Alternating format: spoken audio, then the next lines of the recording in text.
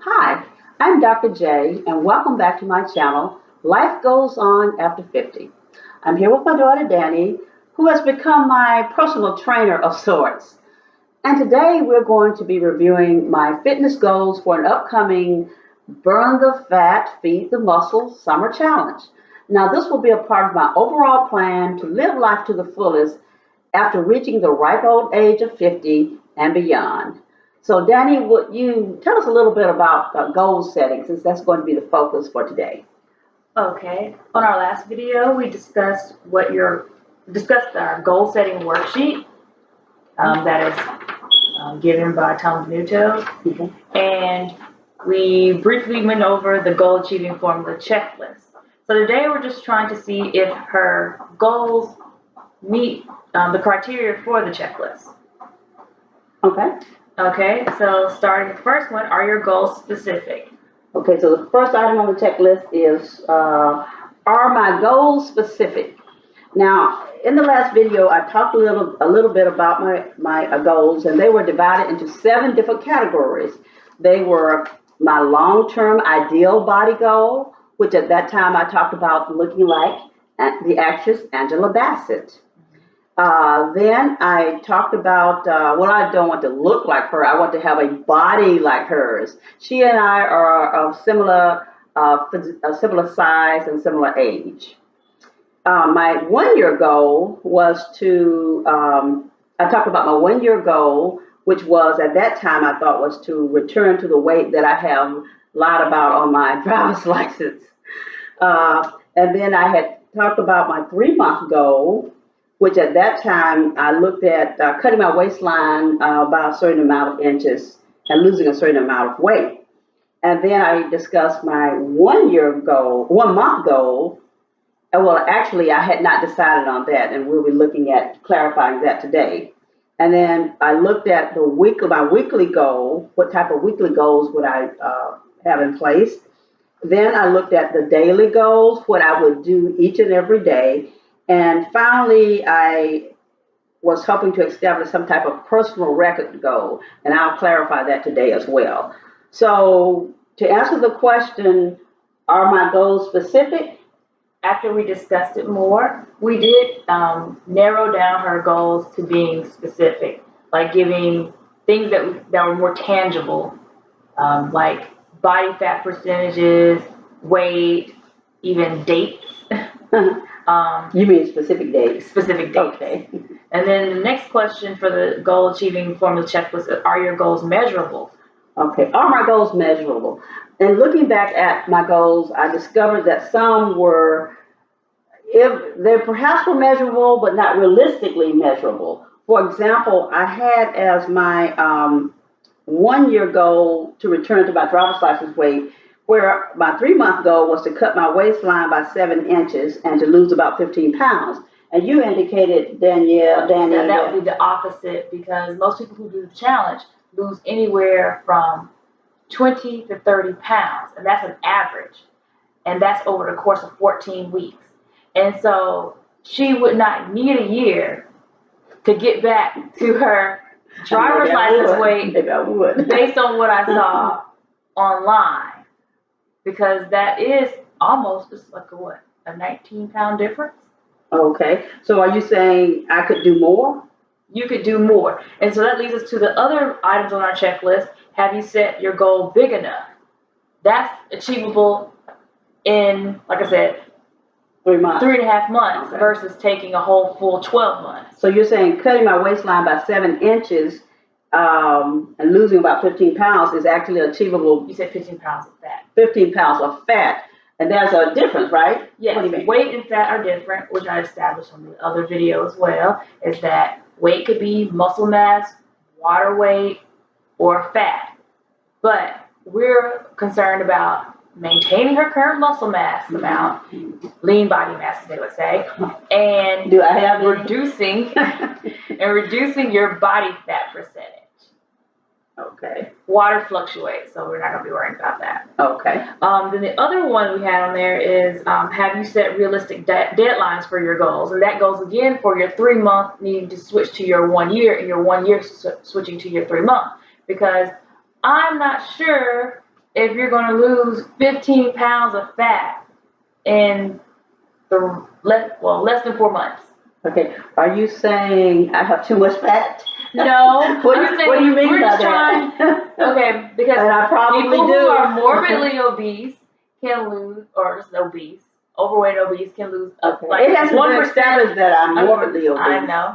I didn't say you were. I'm just saying that all the way to obese or overweight, they can lose anywhere from like about 1% of fat per week, whereas someone who has a body fat percentage of, let's say, 20, such as myself, will lose 0.25% body fat per week. Okay. That's a big jump, but when you start losing the weight and you become smaller, those figures do change.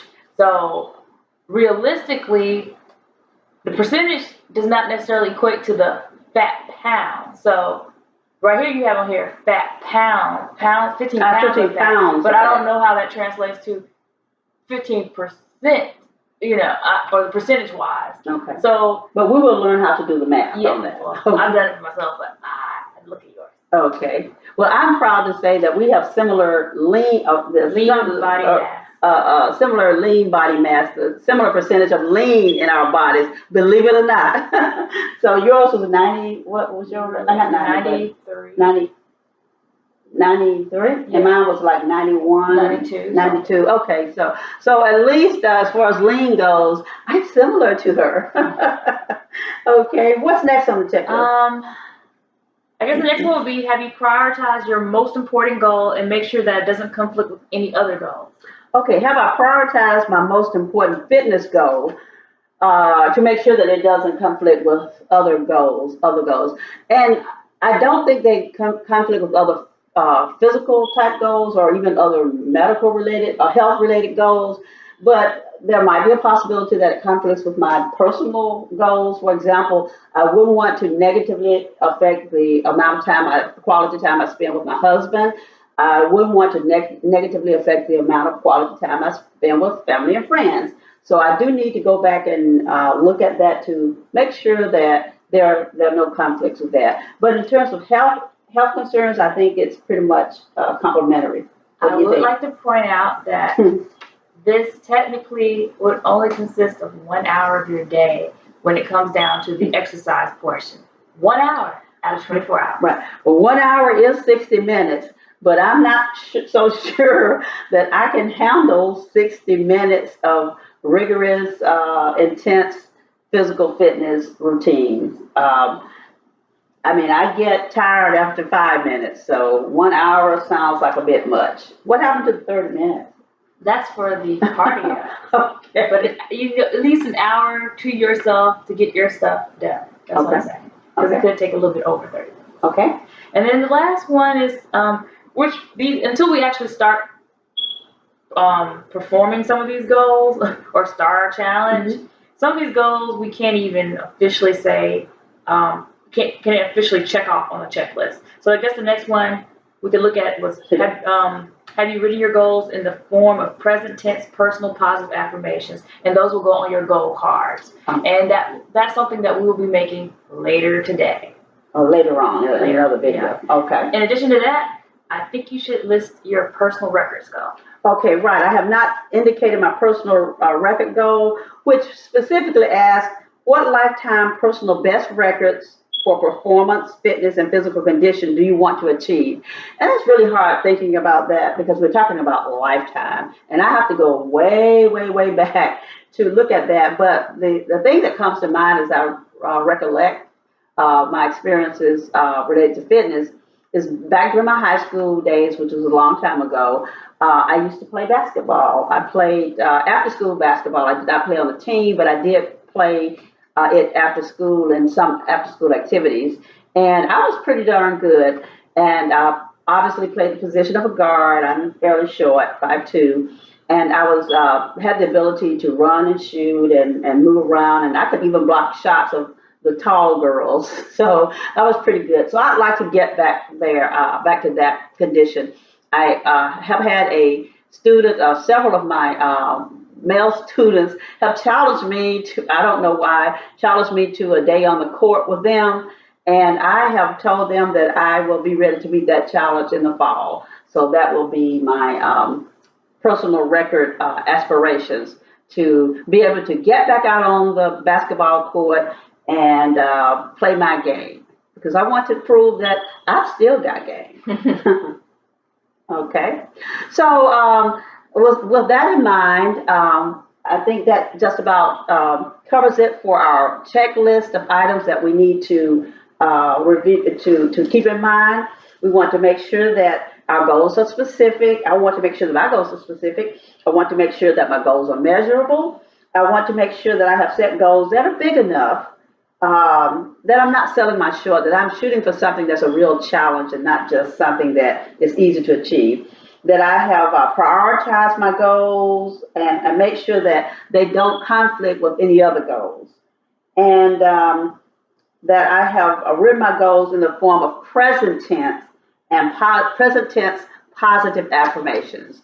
And once again, that's all of those are important for goal setting. And with those in mind, I'd like to thank you for viewing with us today, and just keep in touch as we continue to discuss my journey of getting my life to the level that I want it to become. And I want you to keep in mind that life does go on after 50.